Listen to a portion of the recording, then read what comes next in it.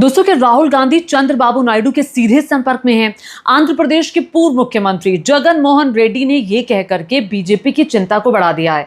अब बीजेपी इस वक्त कई मोर्चों पर घिरी हुई है। एसआईआर का मुद्दा है, लगातार विरोध प्रदर्शन हो रहे हैं ऑपोजिशन के, और साथ ही साथ ट्रंप लगातार ऐसे बयान देते हैं जिससे सरकार की चिंता बढ़ जाती है। अब एक और मोर्चा सरकार के स्तर पर खड़ा हो गया है कि भाई सरकार रहेगी या जाएगी, सरकार का भविष्य में क्या होने वाला है, क्या मौजूदा सरकार को हिलाने की जो कवायद है वो शुरू हो चुकी है।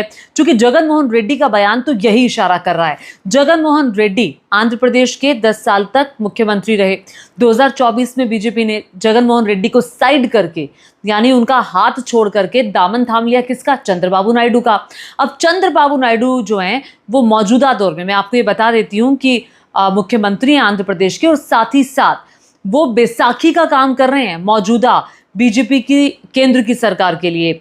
नरेंद्र मोदी जो प्रधानमंत्री हैं, अगर चंद्रबाबू नायडू अपना हाथ खींच ले तो ये सरकार गिर जाएगी, अगर नीतीश कुमार हाथ खींच लें तो सरकार गिर जाएगी। और ये वो चंद्रबाबू नायडू हैं जिन्होंने हाल ही में जिनका प्रतिनिधिमंडल चुनाव आयोग गया था ये कहने के लिए कि बिहार में चल रही एसआईआर की प्रक्रिया पर उनको आपत्ति है, क्या क्या बातें उनको ठीक नहीं लिखी, उन्होंने चुनाव आयोग से जाकर कहा। तो चंद्रबाबू नायडू को हल्के में नहीं लिया जा सकता। चंद्रबाबू नायडू की जो पार्टी है टीडीपी तेलुगु देशम पार्टी, वो एक स्थानीय पार्टी है, रीजनल पार्टी है। रीजनल पार्टी की जो पॉलिटिक्स होती है ना, वो अपने फायदे के लिए होती है, उनको जहां फायदा नजर आता है वो वहां जाती है। और ये वो चंद्रबाबू नायडू है जो पिछले दिनों, आपको याद होगा कि जो एनडीए के खिलाफ एक इंडिया गठबंधन बना है उसमें बहुत बढ़ चढ़कर हिस्सा ले रहे थे।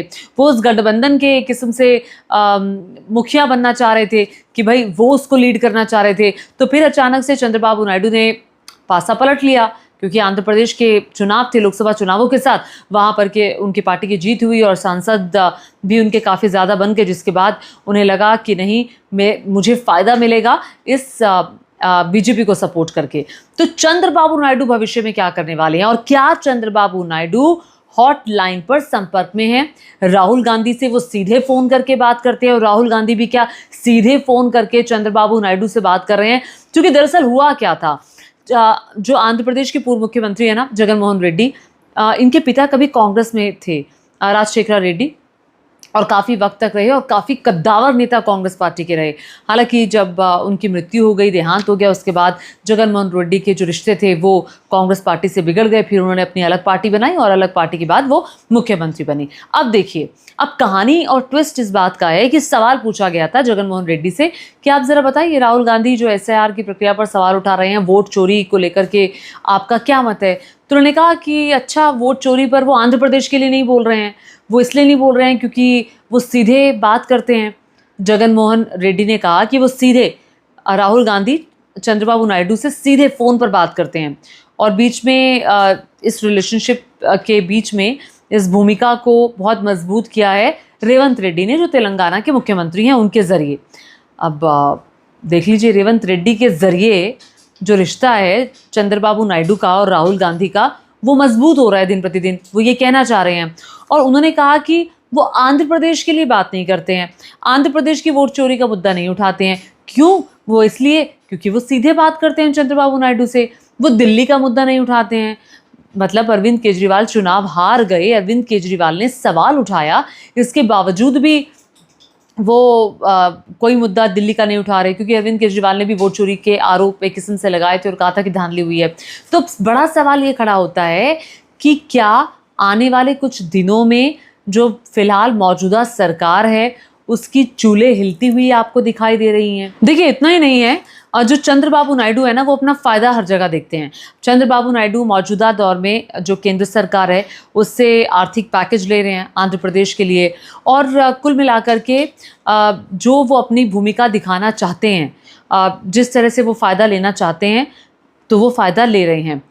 लेकिन वक्त वक्त पर वो अपनी मौजूदगी दर्ज कराने के लिए मुद्दों पर बोलते भी हैं। जैसा कि मैंने कहा कि अभी बिहार की एसआईआर प्रक्रिया पर चंद्रबाबू नायडू का बयान आया। चंद्रबाबू नायडू ने अपनी पार्टी के प्रतिनिधिमंडल को बाकायदा चुनाव आयोग भेज दिया, जिसके बाद बीजेपी भी बहुत चक्की रह गई। अरे ये क्या हुआ कि हमारी सहयोगी पार्टी के नेता एसआईआर की प्रक्रिया के खिलाफ जो है वो चुनाव आयोग जा रहे हैं। और दूसरा पॉइंट, जो ट्रंप की टैरिफ नीति है उसको लेकर जो प्रतिक्रिया आई टीडीपी की। लेकिन और तीसरी बात यह है कि अभी जब थोड़े दिन पहले ही जगदीप धनखड़ साहब, जो कि राज्यसभा के सभापति हैं और उपराष्ट्रपति हैं, उनका जब इस्तीफा हुआ तो उनके इस्तीफे के बाद ये बात उठी और खुली कि चंद्रबाबू नायडू को सीधे जगदीप धनखड़ ने एक मैसेज भिजवाया था और कहा था कि आप मौजूदा सरकार से समर्थन वापस ले लें। तो क्या इस तरह की उधेड़-बुन चल रही थी? क्या इस पर विचार किया जा रहा था कि जगदीप धनखड़ के कहने पर चंद्रबाबू नायडू क्या ये सोच रहे थे कि वो जो है वो अपना समर्थन मौजूदा मोदी सरकार से वापस ले लेंगे? क्योंकि इस तरह की खबरों ने भी बीजेपी को ये सोचने पर विवश किया है कि क्या हमारी सरकार की नैया डगमगाएगी तो नहीं। और ये वही चंद्रबाबू नायडू हैं जो एनडीए सरकार के विरोधी थे, जो प्रधानमंत्री नरेंद्र मोदी को सबसे खतरनाक नेता बता रहे थे। लेकिन देखिए ना, सियासत का खेल, सियासत जो ना करवाए, और वही हुआ। सियासत ने चंद्रबाबू नायडू को मुड़ने पर मजबूर कर दिया, यानी कि जो उनके स्टेटमेंट्स थे वो कहाँ गए। अब राजनीति में तो ऐसा होता ही रहता है, आपको जो नज़र आता है वो होता नहीं, जो होता है वो नज़र आता नहीं। अगर आप चले जाइए संसद में जाएंगे जब संसद की कैंटीन में, तो वहाँ पे कोई ऑपोजिशन का लीडर नहीं है, कोई सरकार का लीडर नहीं है, सब मिलजुल कर बैठे हुए हैं, खा रहे हैं, हंस रहे हैं, बोल रहे हैं, और कैमरे के सामने आते ही आप एकदम से धुर विरोधी हो जाते हैं। तो ये केवल एक उस तरह का चश्मा है। तो राजनीति में कोई अछूत नहीं होता है, ये कहा जाता है। राजनीति में आप कभी भी अपनी सिचुएशन के मुताबिक पलट सकते हैं। आपकी विचारधारा कुछ भी हो, लेकिन आप उस विचारधारा जो अभी तक दिख रही थी उसको छोड़ करके एक ऐसे धुर विरोधी विचारधारा के साथ भी खड़े हो सकते हैं जिसके बारे में आपने सोचा भी नहीं होगा। अब ये जो विचारधारा वगैरह है ना, ये सिर्फ आम लोगों के लिए है, ये सिर्फ एक आवरण है। एक्चुअली ये होता नहीं है कि कोई विचारधारा के बारे में भी सोचे या फिर किसी का कोई अपना मत भी हो। कोई आज किसी की आलोचना कर रहा है तो कल वो उसी का हाथ थामे हुए नजर आएगा। यही चंद्रबाबू नायडू के साथ आप कह सकते हैं।